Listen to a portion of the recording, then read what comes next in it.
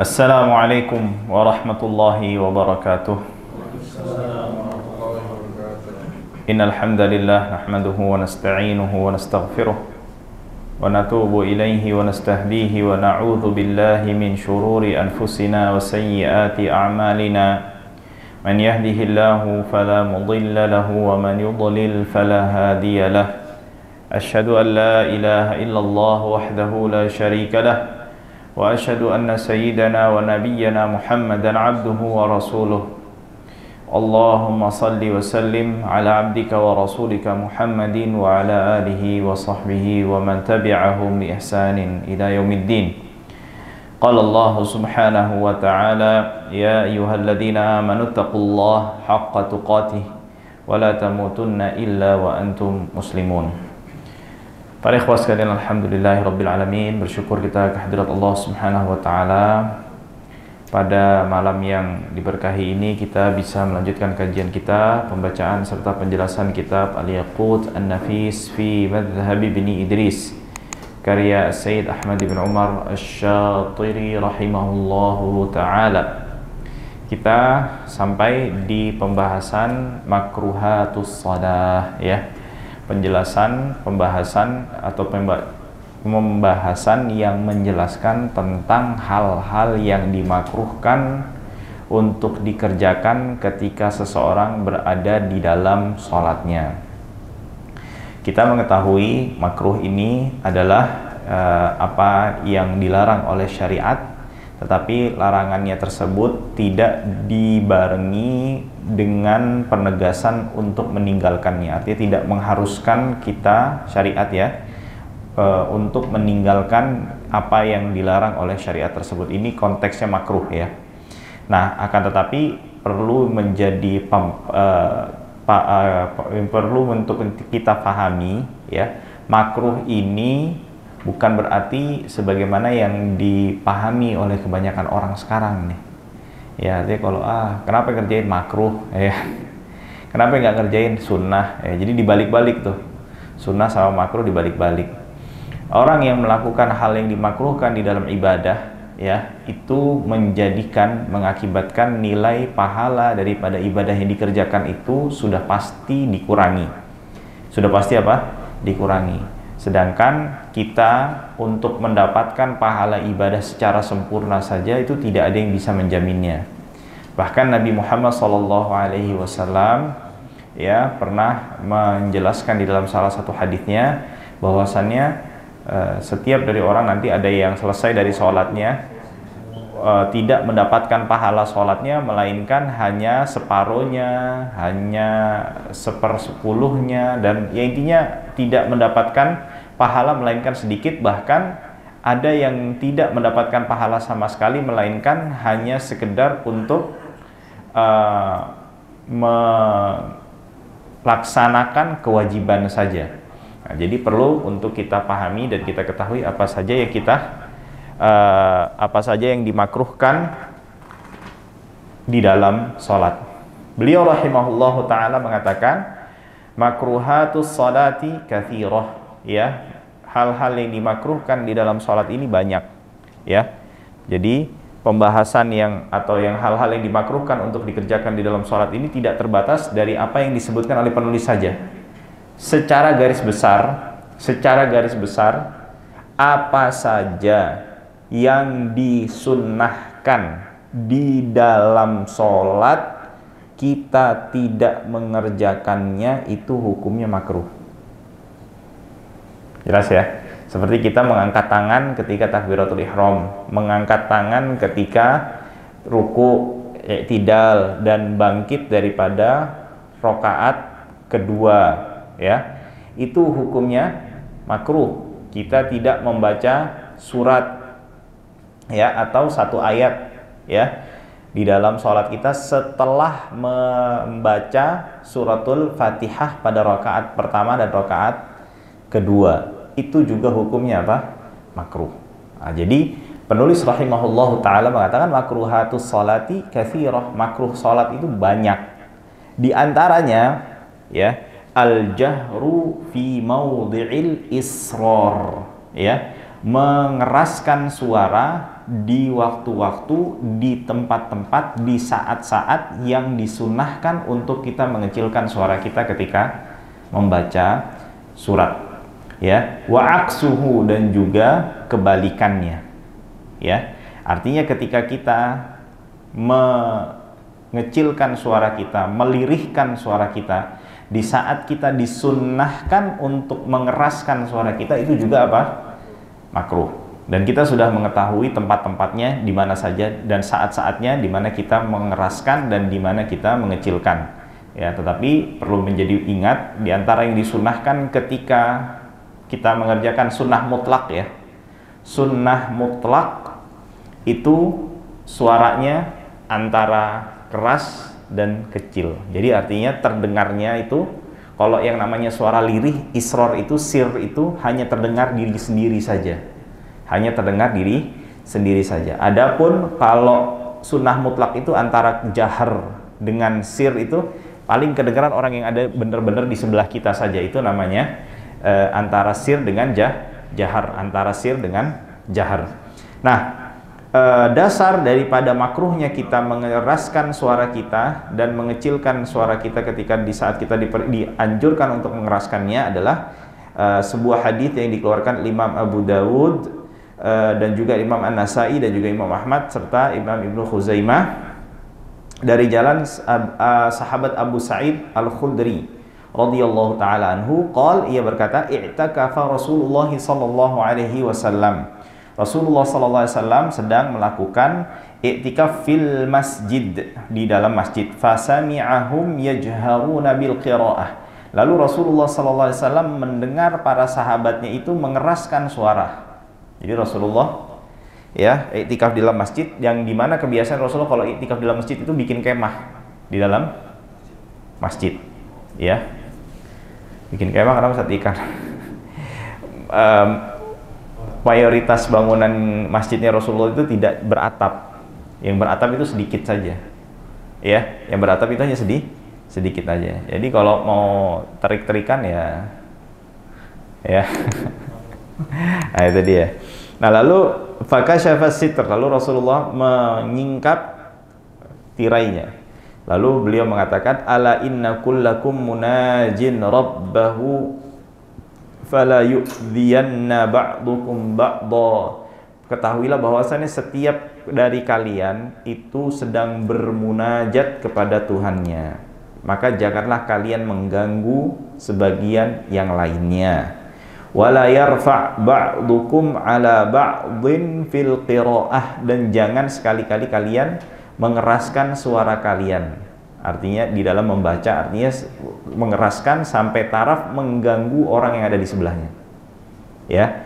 Nah, jadi perlu diperhatikan di sini Rasulullah melarang dua hal sebelum kita masuk kepada melanjutkan pembahasan ini, melarang untuk menyakiti. Masuk di dalam ini, di dalam makna menyakiti itu artinya apa? Kalau kita masuk ke dalam sholat dalam kondisi bau badan kita itu nggak enak. Nah, terus orang yang misalnya merokok tuh, ya, bau rokok enak apa enggak tuh? Nggak enak kan? Nah, dia badannya masih bau rokok semuanya, tangannya masih baunya nggak enak, dia nggak pakai membersihkan badannya terlebih dahulu, menghilangkan baunya itu, dia masuk ke dalam masjid. Nah, makanya juga Rasulullah SAW mengingatkan kalau habis makan bawang jangan masuk masjid. Karena kenapa? Bisa mengganggu orang yang ada di dalam masjid dengan aroma yang keluar dari tubuh atau mulut kita. Dan yang terganggu itu bukan hanya manusia, kata Rasulullah, juga bahkan para malaikat yang ada di dalam masjid. Nah, juga di sini Rasulullah mengatakan wala yarfa' ba'dukum ala ba'dhin fil qiraah, dan janganlah kalian saling mengeraskan suara di antara kalian.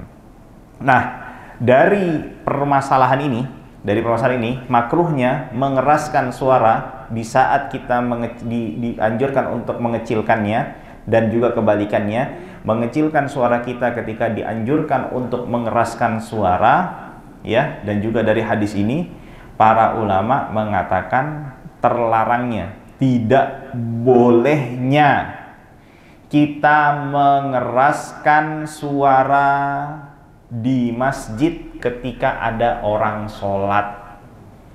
Bahkan lebih spesifik lagi, dalam membaca Al-Quran. Dalam baca Al-Quran. Bayangin tuh, Al-Quran saja yang notabene kita bacanya ibadah nggak tuh? Betul ya? Nah, ibadah saja terlarang kita kalau misalnya melakukannya sampai mengganggu orang lain. Bukan maksudnya baca Al-Quran ya, tapi suara kerasnya. Ya. Nah, itu dia. Dan juga Al-Imam Zainuddin Al-Malibari di dalam kitabnya yang terkenal di pesantren-pesantren namanya Fathul Mu'in. Di dalam Fathul Mu'in beliau mengatakan wa yukrahul jahru bi qiraatil kahfi wa ghairihi in hasala bihi ta'adzin li musallin au naimin. Dimakruhkan, kata Imam Zainuddin Al-Malibari, seseorang membaca surat Al-Kahfi atau selain surat Al-Kahfi, apapun maksudnya dari Al-Quran, kalau dengan membaca Al-Quran tersebut mengakibatkan orang terganggu ketika sedang sholat atau orang tidur. Bayangin tuh, orang tidur. Sekarang bukan keras lagi, walau perlu tahu ya. Iya ya. Kama sarraha An-Nawawi fi kutubihi, sebagaimana yang ditegaskan oleh Imam An-Nawawi di dalam kitab-kitabnya, bukan satu kitab saja, kitab-kitabnya. Wa qala syekhuna, dan berkata syekh kami, yaitu Ibnu Hajar Al-Haytami, fi Syarhil Ubab, di dalam kitabnya Syarah Ubab, kata Imam Ibnu Hajar Al-Haytami, yanbaghi hurmatal jahr bil qiraah fil masjid. Sepatutnya, yang layak, yang seharusnya, yang lebih pas hukumnya, katanya begitu, kurang lebih gitu. Lebih pas hukumnya itu apa? Haram hukumnya mengeraskan suara di dalam masjid kalau ada orang sholat. Hukumnya bukan makruh, kata siapa? Imam Ibnu Hajar Al-Haytami. Mengapa demikian? Karena tujuan utama pembangunan masjid ini untuk apa? Sholat, bukan untuk berzikir. Itu memang iya, tapi yang paling utama loh. Paling utama untuk apa? Sholat. Jadi ibaratnya yang nomor 2 jangan sampai mengalahkan, mengganggu yang nomor 1. Begitu cara berpikirnya. Jelas ya? Nah, itu dia. Jadi makanya Al-Imam Asy-Syafi'i, ini kita agak sedikit keluar dari pembahasan ya. Dari pembahasan, karena ini juga menyambung juga. Kita bisa toto lagi sholat malam gitu. Ya sholat sendiri-sendiri gitu, sholat sunnah. Misalnya masjidnya buka 24 jam. Dia baca Yasin wal Quran, baca kenceng. Akhirnya sampai ganggu orang yang sholat di sebelahnya. Itu nggak boleh. Dia baca sir aja, jangan sampai mengganggu orang yang di mana? Di sebelahnya. Ya. Nah, maka dari itu ya, para ulama mengatakan, Imam Asy-Syafi'i mengatakan, terutama dalam zikir ya. Ini dalam zikir, ini kan baca Quran ya. Dalam zikir itu, kata para ulama, kata Imam Syafi'i, hukum asalnya zikir kencang selepas sholat itu hukumnya terlarang. Hukum asalnya zikir kencang setelah sholat, zikir dengan suara keras setelah sholat itu hukumnya apa? Terlarang. Diperbolehkan dengan tujuan untuk mengajarkan orang awam. Jadi orang awam nih yang nggak bisa baca tulis, yang susah ngapalin, ditalkinin supaya apa? Hafal dikir-dikir setelah sholat. Jadi bisa kita ambil kesimpulan dari perkataan Imam Syafi'i ini, kalau ada penggantinya sarana untuk menghafalkan doa wirid ini selain mengencangkan suaranya, jadi nggak perlu dia apa? Mengeraskan suaranya ketika zikir, nggak boleh itu. Ya, jadi hukumnya apa?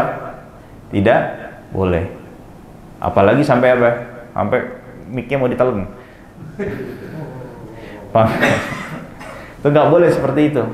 Ya, ganggu orang yang misalnya ada masbuk, ada orang sholat sunnah, baca sholawatan yang kencang. Baca sholawat silahkan, tidak ada yang melarang.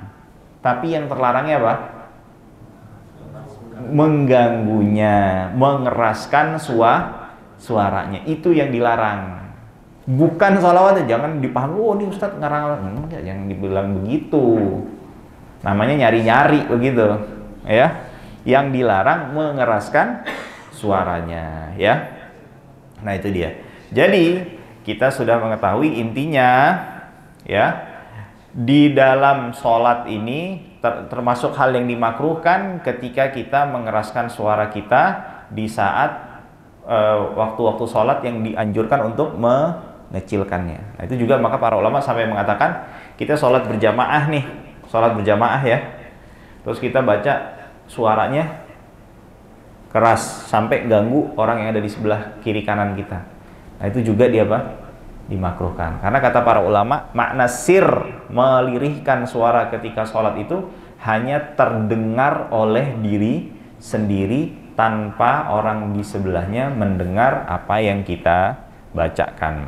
Nah, tapi Nabi Muhammad pernah melakukan itu, tujuannya bukan apa? Untuk ngajarin. Kalau maksudnya di dalam hadis itu Rasulullah SAW itu sholat asar sambil sesekali memperdengarkan suaranya. Bukan tujuannya itu sunnah, enggak. Dilihat konteksnya, itu Nabi Muhammad SAW ngajarin ke umatnya kalau sholat asar juga baca, nggak diem, ya. Nah, ini kadang-kadang orang baca hadis kagak paham, langsung sunnah. Alhamdulillah, nggak kayak gitu, ya. Dia nggak ngerti cara baca dan memahami hadis. Baik. Lalu yang keberapa? Yang kedua. Yang selanjutnya adalah waliltifatu li ghairi hajah, dan menengok tanpa ada keperluan dan hajat. Ya, artinya di antara hal yang dimakruhkan di dalam sholat di sini adalah menengok kalau tidak ada keperluan. Makna menengok di sini adalah dengan kepalanya, bukan dengan dadanya. Ya, kalau dengan dadanya itu bisa membatalkan sholat. Mengapa demikian? Karena kita diantara yang diperintahkan syarat sahnya sholat itu menghadap kiblat. Kalau kita geser dadanya, belok dadanya, itu sama saja kita menggeser arah kita untuk tidak menghadap lagi ke arah kiblat. Dan itu membatalkan sholat. Nah ini kadang-kadang saya suka melihat nih, ya. Imam-imam suka kelebihan. Kelebihannya gimana? Kan kita alhamdulillah nih banyak masjid, terutama di Jakarta kita bicara ya, secara khusus nih. Banyak kan masjid-masjid yang sudah memanggil orang-orang dari Departemen Agama untuk menghitung ya, apakah arah kiblat ini sudah sesuai kan? Berarti kalau sudah dilakukan hal tersebut, yang jadi patokan apa? Mihrabnya kan? Betul ya? Mihrabnya ini sudah jadi patokan. Sudah, kalau mihrabnya ini ternyata sudah benar, nggak usah lagi pakai belok-belok lagi. Ya, kita nih bukan di depan Ka'bah, belok sedikit nggak ada masalah, masih tetap ngadep Ka'bah. Kita ada di mana? Di Indonesia. Belok sedikit bisa arahnya ke London nanti.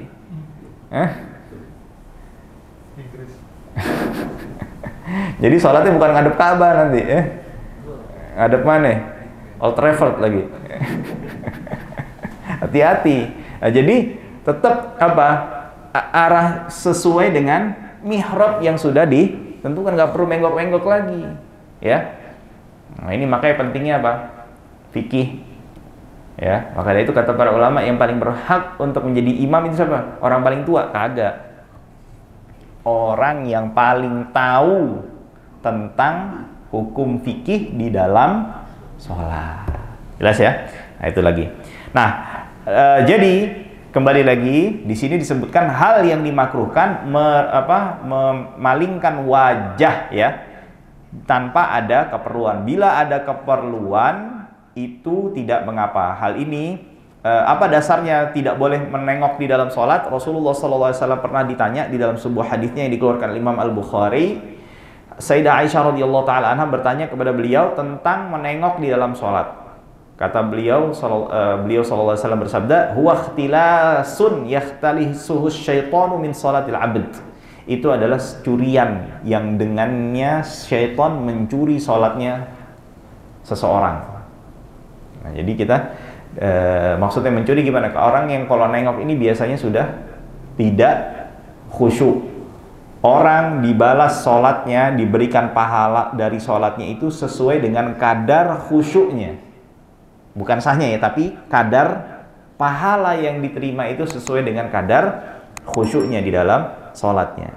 Dan juga di dalam sebuah hadisnya yang dikeluarkan Imam Abu Dawud, Nasai dan juga Imam Nasai, Rasulullah SAW bersabda, la yazalullahu muqbilan 'alal 'abdi wa huwa fi salatihi ma lam yaltafit. Allah Subhanahu wa taala akan senantiasa menghadap ke arah hamba di dalam salatnya selama hamba tersebut belum apa? Nengok, nelengos. Fa idzal tafatan sarafa anhu, kalau hamba tersebut ya tidak, atau maaf, hamba tersebut menengok, Allah Subhanahu wa taala akan berpaling dari hamba tersebut. Artinya tidak mendapatkan rahmatnya itu berkurang. Baik. Nah, adapun bolehnya ketika ada keperluan, sebagaimana di dalam sebuah hadis, ya, Rasulullah SAW itu pernah sholat subuh sambil memperhatikan kondisi saat itu, kondisi beliau sedang mengirim pasukan. Nah, jadi beliau itu sholat subuh sambil memantau pasukan yang dikirimnya. Jadi beliau nengok itu tujuannya apa?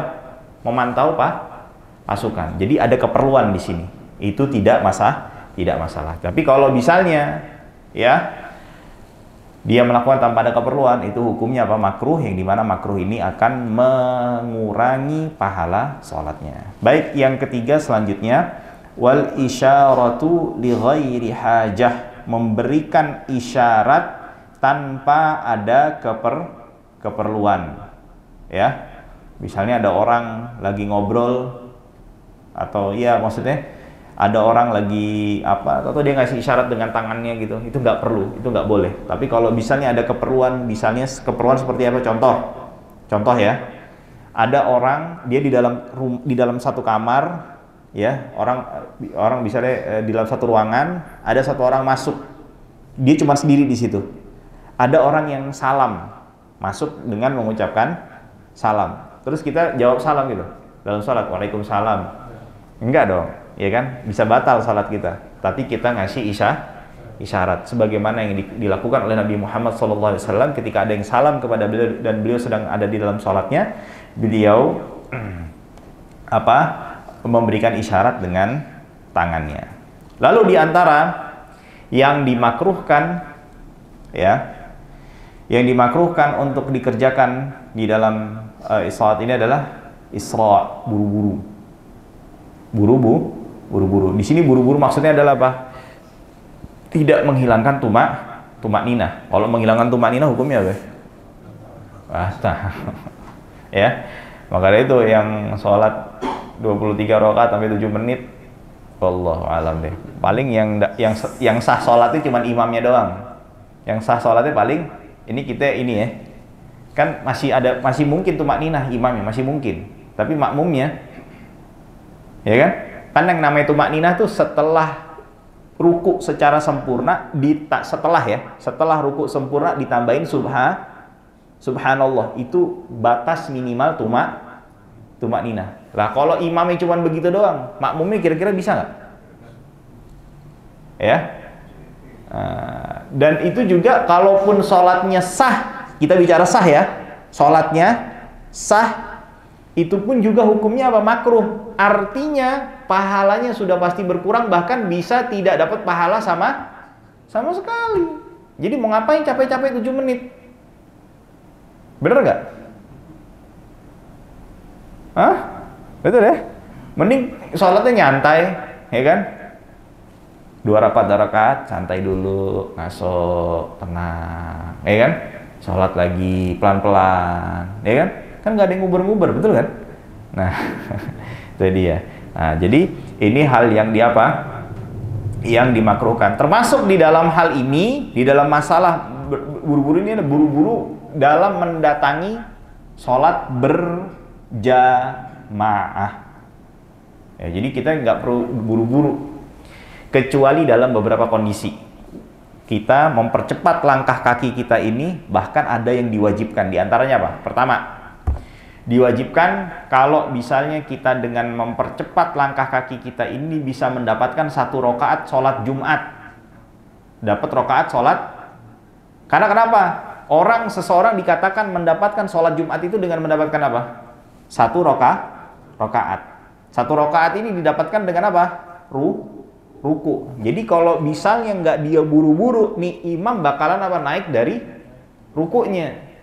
Nah, kalau sudah seperti ini, hukumnya wajib dia isra. Wajib untuk apa? Untuk dia bersegera, ya. Nah, disunnahkan kalau misalnya dia masih dapat apa? Sholat jamaah. Dapat sholat jamaah itu dengan apa? Kita masih takbiratul ihram, imamnya masih ada dalam sholat. Nih, perhatikan nih. Ini masalah menarik nih. Nih ya. Kita suka lihat nggak di masjid kadang-kadang kalau imamnya udah tahiyat akhir, nunggu dulu. Suka begitu ya? Ya kan? Padahal ulama mengatakan apa? Kalau sudah begitu, disunahkan kita untuk menyegerakan, bersegera, mempercepat jalan kita. Supaya apa? Supaya kita bisa dapat jamaah sama tuh imam.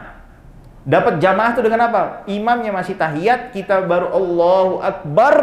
Belum sempat turun, imamnya udah salam, itu udah terhitung apa? Dapat jamaah. Bahkan kita belum sempat turun loh ya. Baru Allahu Akbar, tuh imamnya sah. Belum sempat kita turun. Itu sudah dapat apa? Jamaah. Nah ini kadang-kadang datang. Nah itu sudah gitu, udah imamnya nanggung, ntar nyari jamaah baru deh. Padahal yang paling afdol apa? Yang sama jamaah imam yang pertama. Ya, jelas ya? Nah, itu dia. Jadi wajib kalau apa? Kalau dengan mempercepat langkah kaki kita ini bisa mendapatkan apa? 1 rakaat sholat Jumat. Kalau sunnah kita dapat jamaah. Yang wajib lagi apa? Kalau kita nggak buru-buru, kita sholatnya nanti di luar waktu. Kalau kita jalannya cepat, kita masih bisa dapat waktu. Bisa dipahami? Ya. Jadi kita misalnya karena udah kejebak macet misalnya. Kita langsung buru-buru tuh. Begitu dapat tempat, langsung buru-buru.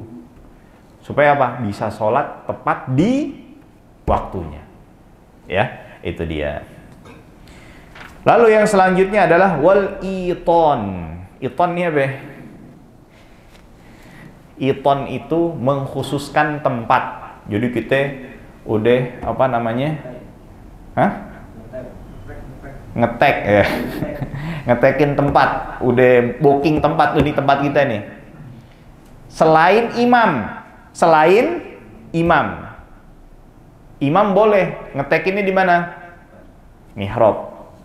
Tapi Imam Suyuti punya pendapat agak menarik. Beliau mengatakan hatta imam nggak boleh. Bahkan beliau secara tegas mengatakan kalau imam ngerjain itu, sholat sama dia kagak dapat pahala sholat jamaah.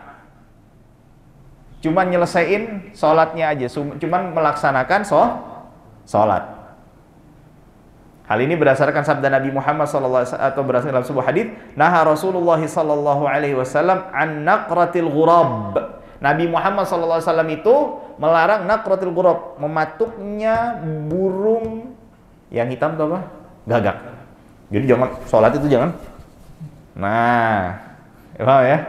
Waftirashus sabu' dan tidurnya ya beristirahatnya binatang buas, itu narok tangannya tuh begini kan, kalau kayak anjing gitu kan, kalau beristirahat kan tangannya ditempelkan begitu kan.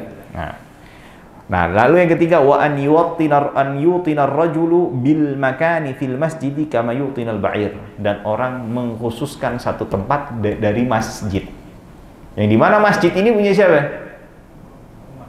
Ya umat, punya lo gitu kan ya. Jadi nggak boleh kita mengkhususkan sesuatu yang punya siapa? Umum. Ya, paham ya? Mengkhususkan bagi kita pribadi, kepentingan pribadi kita, yang dimana itu peruntukannya untuk kepentingan siapa? Umum. Baik, alhamdulillah. Ini berapa? Jadi ada berapa? Ada ini Ada 5. Lalu yang selanjutnya, jadi yang tadi apalagi kita ulang sedikit, mengencangkan suara di saat harusnya disunahkan kita untuk melirihkannya, atau kebalikannya melirihkan di waktu yang kita dianjurkan untuk mengeraskan suara, nengok tanpa ada keperluan. Wal isyarah, memberikan isyarat ya dengan tangan ataupun bibir kita nih. Kadang suka gitu kan. Siapa? Itu juga apa? Itu hukumnya makruh ya, tanpa ada keperluan ya, lalu terburu-buru baik dalam mendatangi sholat ataupun melakukan sholatnya lalu mengkhususkan tempat. Baik, selanjutnya kita masuk ke sujudus sahwi. Sujud sahwi ya. Sujud sahwi ini penting ya, karena kenapa? Karena kita kadang melakukan sholat ini melakukan hal-hal yang mengakibatkan sholat kita ini berkurang ya, dan disunahkan tujuannya untuk apa? Untuk menambal kekurangan sholat yang kita kerjakan ya. Sujud sahwi ini ya disyaratkan apa-apa saja yang disyaratkan untuk kita kerjakan dan kita jaga selama kita mengerjakan sujud di dalam sholat. Sujud di dalam sholat ya. Nah, beliau rahimahullahu ta'ala mengatakan sujudus sahwi sajdatan. Sujud sahwi ini ada 2 sujud. Jadi 2 kali sujud ya. Qubailas salam, sesaat sebelum salam. Jadi benar-benar mau salam itu langsung sujud sahwi. Nah, di dalam mazhab Syafi'i ya, sujud sahwi itu sebelum salam semuanya. Semuanya sebelum salam.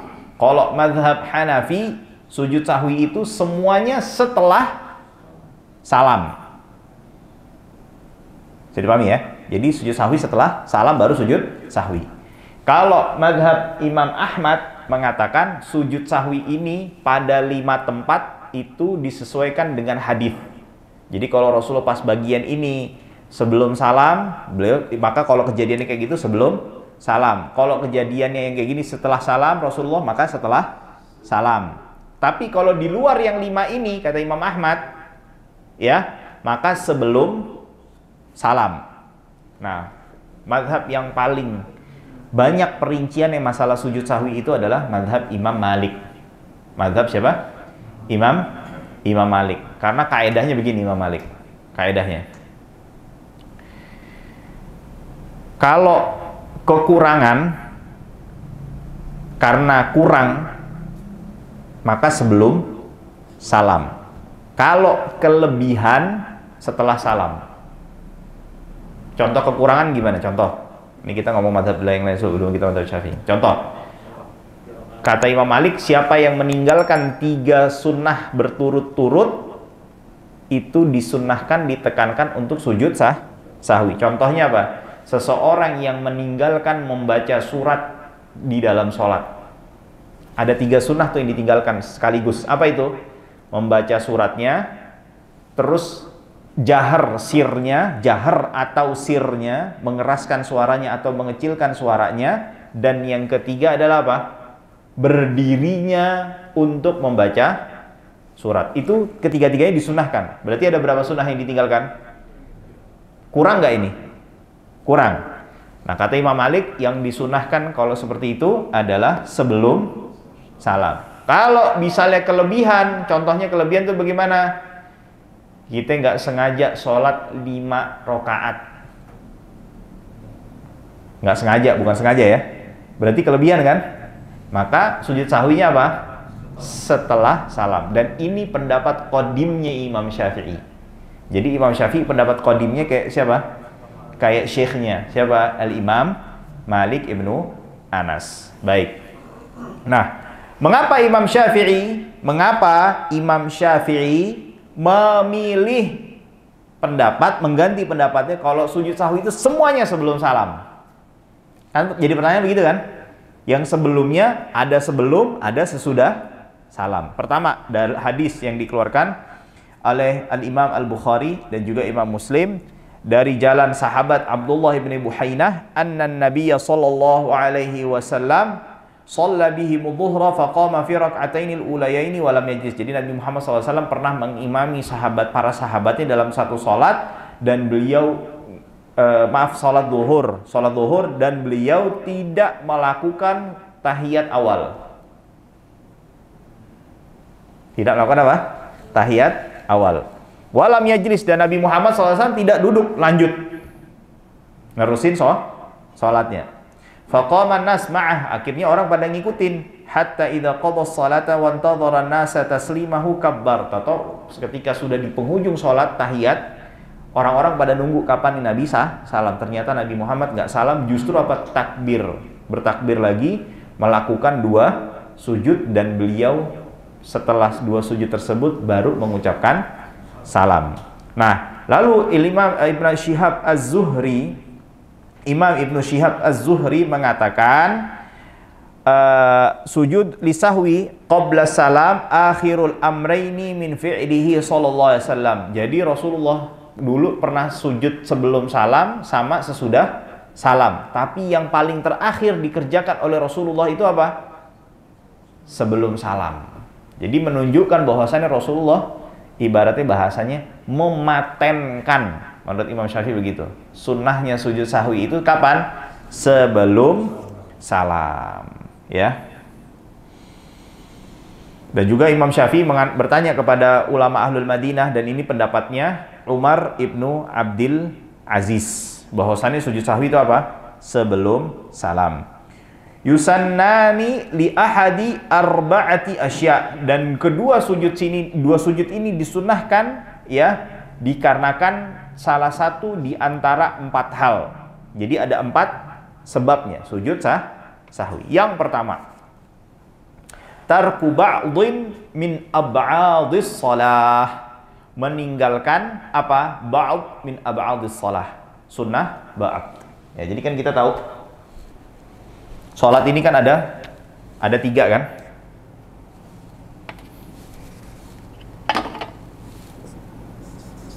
Yang pertama wajib, yang kedua sunnah,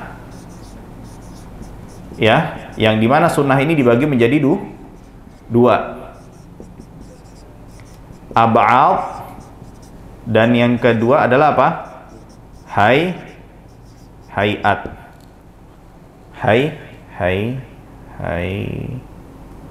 Gini, ya. Nah, ab'ad ini apa saja? Di antaranya kunut. Kunut apa saja? Subuh, witir, pertengahan, akhir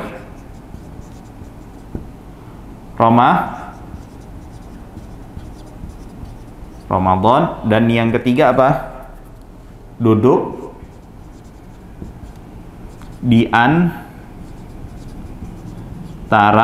2 sujud. Ini di antaranya ya. Jadi kalau ada yang meninggalkan ini, ya, maka disunahkan untuk sujud sahwi. Ya. Oh maaf, dan juga yang kedua ini, ya, duduk di antara 2 sujud. Nah, termasuk di sini, ya, ini kan kunut nih. Kunut di mana aja? Termasuk di dalam kunut meninggalkan sholawat kepada Nabi Muhammad SAW, sholawat kepada sahabat dan kepada keluarga Nabi Muhammad, salam kepada Nabi Muhammad, salam kepada keluarga Nabi dan sahabat dan keluarga Nabi. Bahkan meninggalkan doa kunut sebagian saja itu juga disunahkan untuk apa? Sujud sahwi. Jelas ya? Kalau kita sudah berdoanya Allah mahdina fiman hadait, tapi kita bacanya cuma separuh, itu juga disunahkan untuk apa? Sujud sahwi. Ya. Nah, termasuk di dalamnya apa? Duduk di antara 2 duduk di antara 2 sujud. Nggak ada yang ngebenerin nih.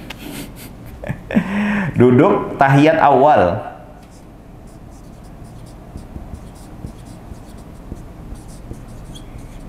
Tahiyat awal, tahiyat pertama. Nah, itu tadi sebagaimana hadis Ibn Buhainah tadi ya. Ya, lalu beliau rahimahullahu taala mengatakan au ba'dhihi, atau meninggalkan sebagian daripada ba'd, sebagian daripada ba'd. Ya. Jadi meninggalkan sholawat kepada Nabi Muhammad SAW itu di dalam kunut juga menjadikan seseorang itu disunahkan untuk melakukan sujud sahwi. Ya, walau harfan, walaupun hanya satu kalimat saja, satu kata saja ditinggalkan, tidak mengucapkan dan membaca doa kunut juga menjadikan seseorang itu dianjurkan, ditekankan, disunnahkan untuk apa? Melakukan sujud sahwi. Lalu yang kedua adalah wa fi'li ma yubtilu 'amduhu wa la yubtilu sahwuhu idza fu'ila sahwan. Ya. Melakukan sesuatu hal yang dikategorikan sebagai pembatal bila dikerjakan dengan sengaja. Contoh, nambahin rokaat. Kalau sengaja, sah bang, gimana hukum sholatnya? Batal. Tapi kalau ngerjakannya lupa, sujud sahwi. Jadi jelas ya. Ada yang ditinggalkannya secara sengaja itu membatalkan. Kalau dikerjakannya secara tidak sengaja itu menjadikan sujud sahwi. Ada yang dikerjakannya meninggalkannya secara sengaja. Kalau dikerjakannya tidak dikerjakannya lupa, sujud sahwi nggak? Kalau sengajanya meninggalkan sengaja tidak sujud, tidak membatalkan sholat, tidak membatalkan sholat, ya. Tapi kalau misalnya dia meninggalkannya lupa, sujud sahwi nggak? Enggak, karena meninggalkan secara sengaja saja tidak membatalkan sholat. Ini yang ada satu masalah pengecualian nanti dulu. Intinya, sesuatu yang kita tinggalkan secara sengaja itu membatalkan sholat bila dikerjakannya, ditinggalkannya, maksudnya meninggalkannya karena lupa, itu menjadikan kita disunahkan untuk melakukan sujud sahwi. Ya, kecuali dua hal. Meninggalkan apa?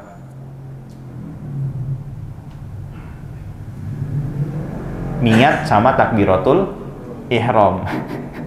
Karena kenapa?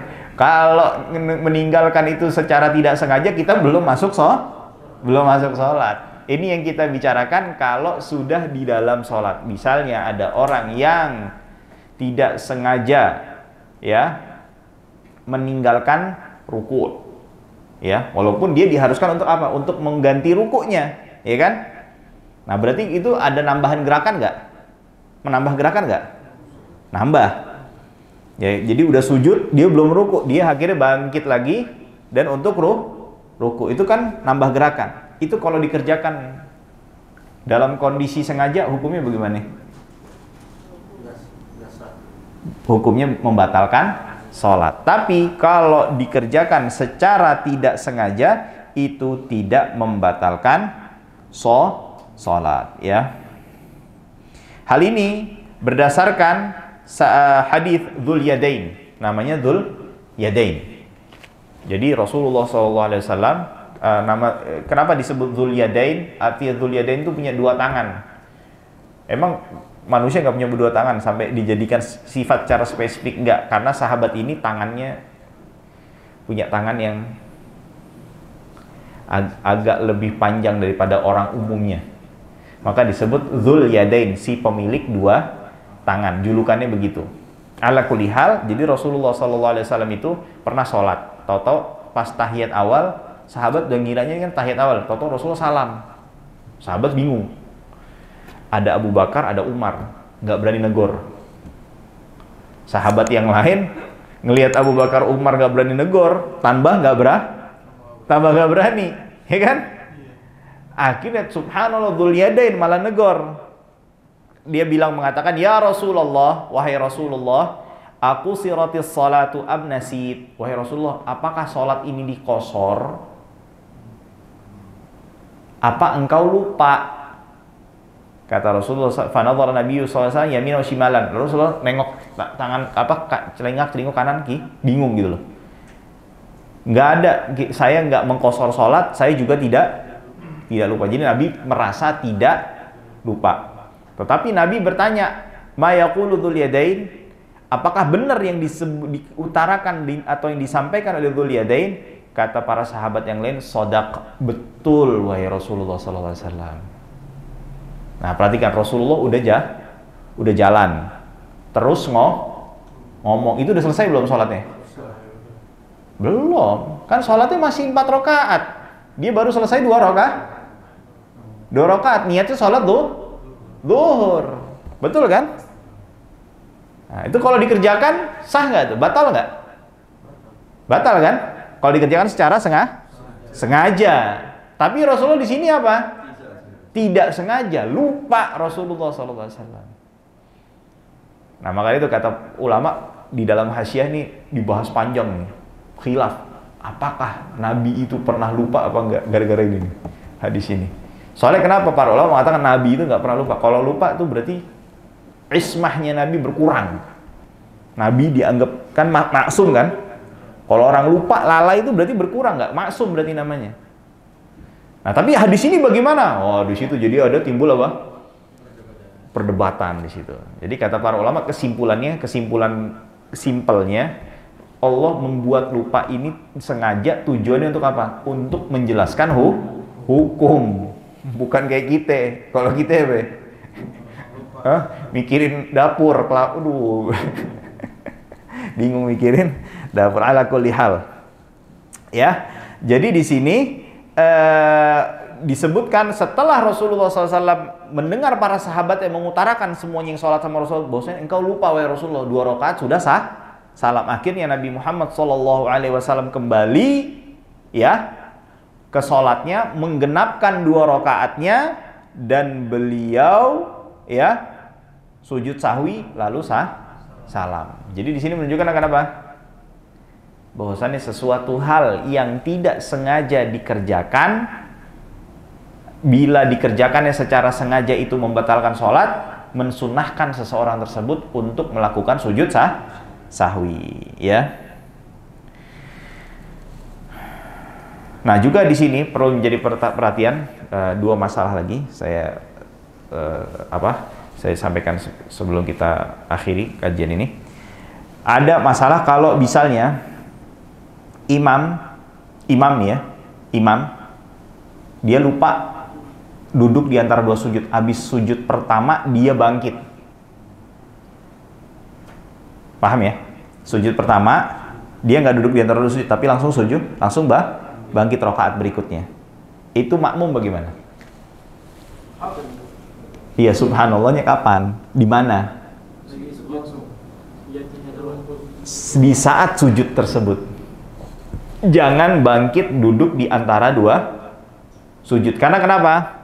Kalau bangkit duduk di antara 2 sujud, khawatirnya imamnya kagak ngeh dalam waktu yang panjang. Baru ngehnya sudah lama. Sedangkan duduk di antara 2 sujud ini nggak boleh panjang, nggak boleh lama. Jadi ngingetinnya di mana? Di dalam sujud, ya, di dalam sujud. Yang kedua, kalau imamnya, ya, ternyata dia bangkit dari rakaat ketiga yang dimana sholatnya 4 rakaat nih, ya,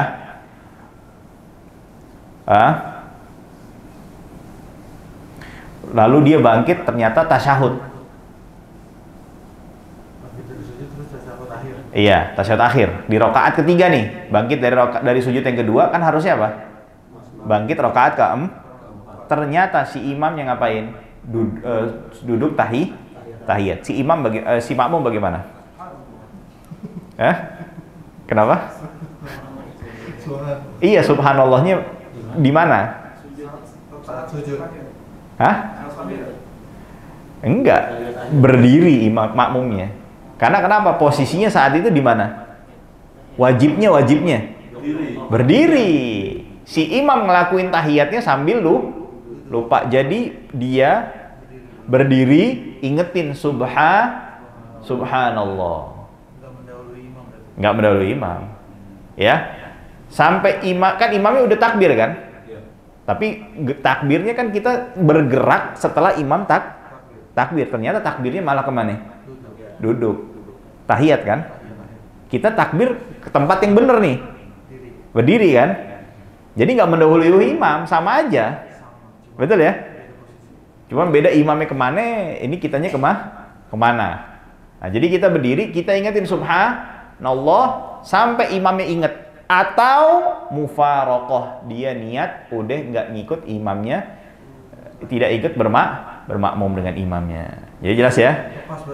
Betul. Jadi kalau misalnya ini masalah pertama nih ya. Jadi kalau misalnya imamnya setelah sujud yang pertama malah berdiri, negurnya mengingatkannya di mana? Kita sambil sujud. Jangan kita duduk di antara dua sujud, karena duduk di antara dua sujud ini termasuk rukun yang pendek, nggak boleh panjang. Dikhawatirkan kalau kita ngingetinnya sambil duduk di antara dua sujud, si imamnya kagak lama ininya, ngahnya.